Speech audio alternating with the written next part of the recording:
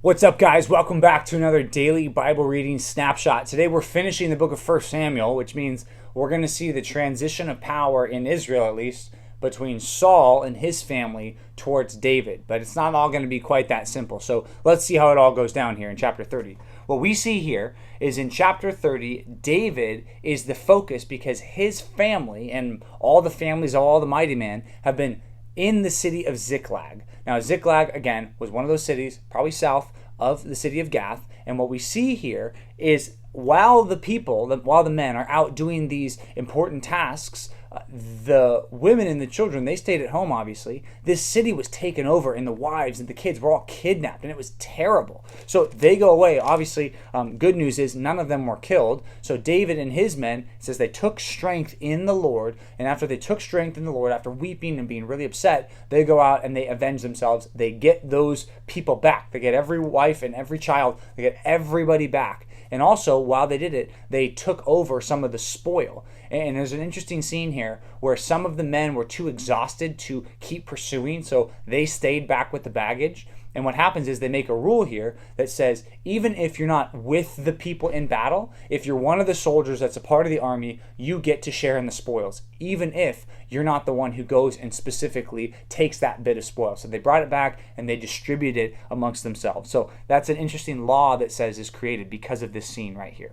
So in chapter 31, this is the end of the book. We see Saul and his family are killed on Mount Gilboa. So that's up in the north. So if you can imagine a map and how this whole book is laid out, there's a lot of jumping around. So we're down in Ziklag in the south area. Now jump up to the north of the nation of Israel. You got the Philistines versus the Israelites. They're fighting. Saul and his sons are killed. Many of his sons, Jonathan in particular, is killed here. And this is a horrible day for Israel. And we're going to see how when the story continues into the next book, David is not happy about this. David's not happy that Saul dies. He's not happy that Jonathan dies. He's actually really upset. So we're going to see how that continues tomorrow. But let's check out the New Testament. We're still in chapter 17 of Luke. This is an interesting chapter, especially an interesting set of verses that we're studying today, because it's really all about the kingdom of God. And it's important for us to understand this because there seems to be two different ways the kingdom of God is being described, two different aspects of the kingdom. One of them is he talks about how the kingdom is in the midst of you, and that's in verse 21.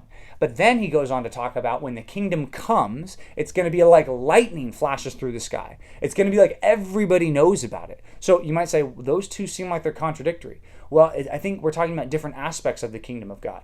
There's a present reality for everyone who trusts Christ and is serving Christ, who's the king for us, that we are serving God and we are in his kingdom, but there's going to be a future aspect where we all are in God's kingdom. And it's like when that comes, it's going to be like lightning flashes through the sky and everything is going to be very clear that Jesus is coming back. And Jesus is there and that Jesus is going to reign. So this chapter is very interesting. There's a couple of sections here. Another important verse in verse 32, very short, but it says, remember Lot's wife. And the context here is people who are not ready for the return of Jesus. It says, remember Lot's wife back in the Old Testament. She turned around, and when she turned around, she put her focus back on the city that she was leaving, the worldly, sinful city. And it says when that happened, she was struck. She was struck dead by God, turned into a pillar of salt.